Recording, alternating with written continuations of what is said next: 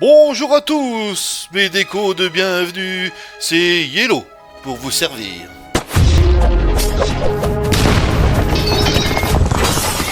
Ah, le temps n'est pas au beau fixe, le soleil joue à cache-cache, mais toutes les maisons sont illuminées et décorées. À cette période de l'année, nos portes d'entrée sont agrémentées de couronnes et de pancartes Joyeux Noël et Bonne Fête, et je trouve ça vraiment magnifique. Je ne pouvais donc pas passer à côté sans vous proposer de les dessiner. Et on va tout de suite commencer avec la couronne. Ah, le retour de la mythique boîte de conserve. Alors pour ceux qui ne sont pas habitués, j'utilise différents supports, mais vraiment tout ce qui me tombe sous la main pour tracer des ronds de différents diamètres. Ici la boîte de conserve, comme vous venez de le voir, mais aussi des capuchons de marqueur, une bougie, oui ça m'est arrivé, ou encore des couvercles. Tant que le diamètre correspond à ce que je veux dessiner, mais surtout pour me faire gagner du temps. Une fois le rond tracé, on passe tout de suite à la pancarte au centre. On la place vraiment au milieu, bien axée à l'horizontale. Pour la hauteur, comptez environ un tiers du diamètre du cercle, c'est-à-dire un tiers de sa largeur totale. Maintenant, on s'occupe de l'emplacement du texte à l'intérieur de la pancarte.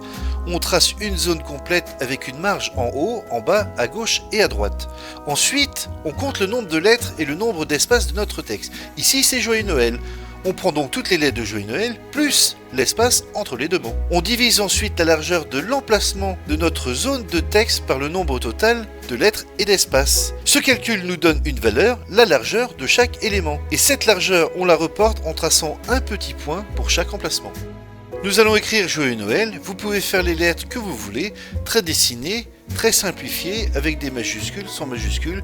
Vous faites vraiment ce que vous voulez. Personnellement, j'aime bien donner de la vie aussi à ma calligraphie. Mes lettres se bousculent un peu exprès. Par exemple, si je fais un grand J majuscule, il va forcément dépasser dans la zone prévue pour empiéter sur le O. Le O, lui, passe derrière le J un peu coincé. Il empiète aussi légèrement sur le Y, qui lui, le Y, assez fin, se glisse parfaitement entre lui et le E. Et le E, lui, s'installe tranquillement. Et ainsi de suite. Je m'amuse comme ça, j'aime composer les lettres un peu indisciplinées qui s'adaptent les unes aux autres en prenant la place comme elles peuvent.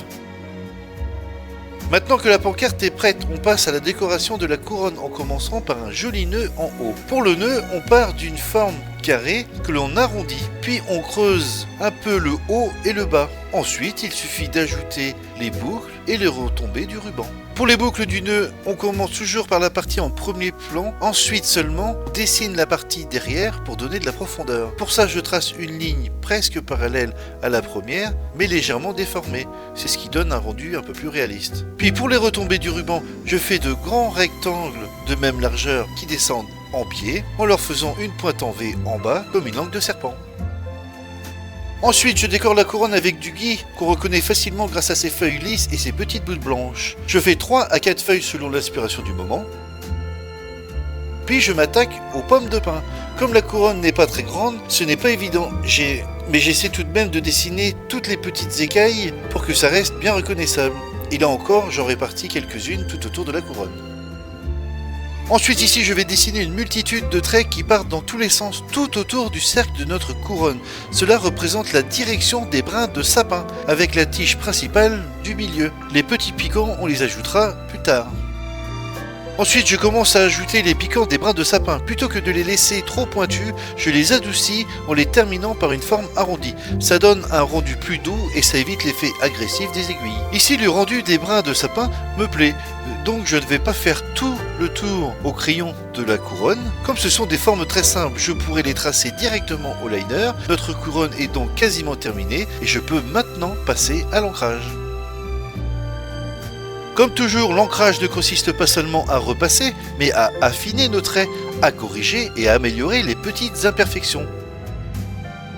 Et ici, dans ce cas précis, il reste à ajouter tous les petits brins de sapin. On les fait dépasser légèrement tout autour de la couronne, sans trop s'en éloigner, bien sûr. C'est un travail minutieux qui demande un peu de temps, c'est vrai, mais si vous le faites proprement sans vous précipiter, le résultat sera vraiment superbe. Détail important, quand on dessine un brin de sapin avec toutes ses épines arrondies, il faut se rappeler que celui qu'on trace en premier est celui qui se positionne en premier plan. Tous les brins de sapin suivants se retrouvent donc en arrière-plan, derrière le premier brin. Si vous en avez plusieurs qui s'entrecoupent, le premier que vous dessinez est forcément au premier plan, puis le second se positionne derrière au second plan, le troisième au troisième plan, et ainsi de suite. Sans oublier la décoration que nous avons faite avant. Le gui, les pommes de pin et même le ruban sont elles aussi au premier plan. Tous les brins de sapin que l'on ajoute ensuite doivent donc passer en dessous. Alors ça fait beaucoup assimiler, puis je vous parle de plans. Alors pour bien comprendre les différents plans dont je vous parle depuis tout à l'heure, on peut imaginer par exemple une tartine de pain grillé à la confiture. Confiture de fraises, tiens, ça c'est bon ça. La confiture, c'est ce qu'on voit en premier. Elle est juste devant nos yeux, donc ça c'est le premier plan. Le pain grillé, lui, il est juste sous la confiture, donc c'est le second plan. Et tout ce qu'il y a encore en dessous, par exemple la table sur laquelle repose la tartine, eh bien c'est l'arrière-plan. On peut décortiquer autant de plans qu'on veut, comme ça, la confiture en premier plan, la tartine en second plan, l'assiette en troisième, la serviette en quatrième, et la table en arrière-plan. Mais je pense que vous avez compris le principe.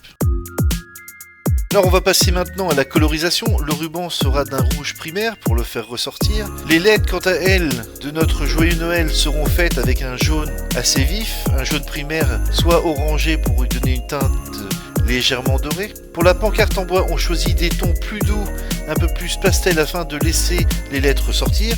On passe d'abord un jaune pâle puis un gris assez clair pour dessiner les veines du bois. Ensuite, on va se munir de deux verres différents, un vert clair pour les feuilles de gui et un vert foncé pour les brins de sapin.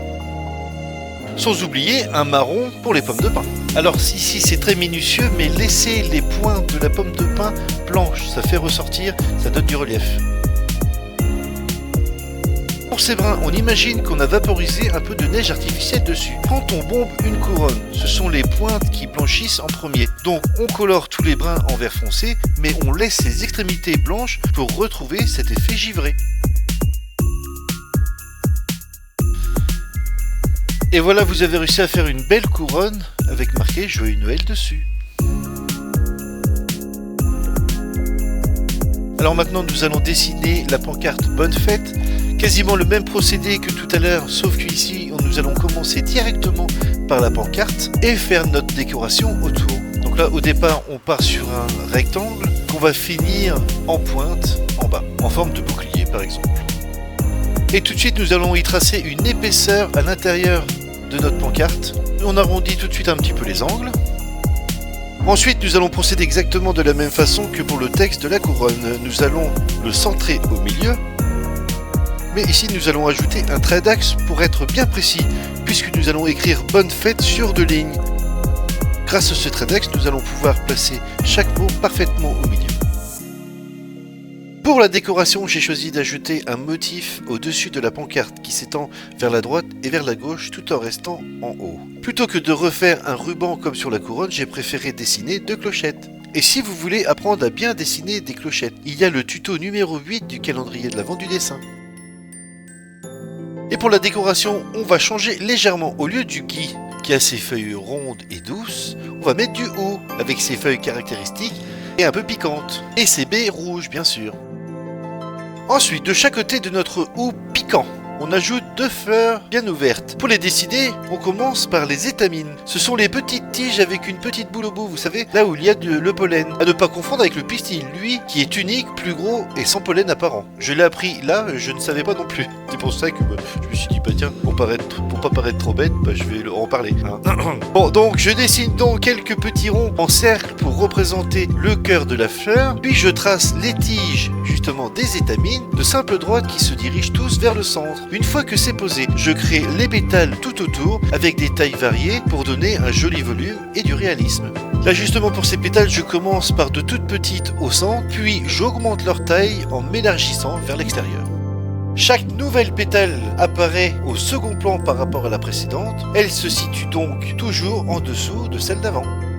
À ce moment-là, nous allons dessiner les brins de sapin comme on l'a fait pour la couronne de Noël, en restant bien sûr juste sur la partie haute de notre pancarte. Ici, une toute petite grappe de baies et la même de l'autre côté. On continue avec quelques brins de sapin pour fignoler tout ça. Et on vient ancrer tout ça. Bon, ici on connaît la musique, hein, on prend son temps, on fait les choses doucement et précisément, surtout que là c'est très minutieux, avec les brins de sapin qui passent par-dessus, par-dessous, il y a plein de différences de plans, donc on évite de faire quelque chose d'incohérent, on prend vraiment bien son temps, c'est le dernier acte de finition irréversible. Ensuite, le bord de la pancarte est en fourrure douce, avec des poils assez courts et fins, pour donner un aspect doux.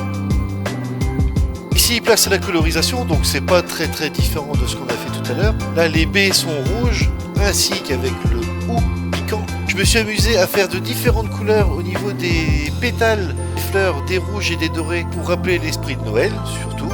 Les écritures en doré, le fond en rouge, quelques ombres en gris clair et voilà, le tour est joué. Et voilà, vous savez maintenant dessiner une belle couronne et une belle pancarte de Noël. Il y a encore plein de tutos qui arrivent pour le calendrier de l'avant du dessin. Je vous souhaite de bons dessins, de bonnes fêtes, un joyeux Noël et à très bientôt.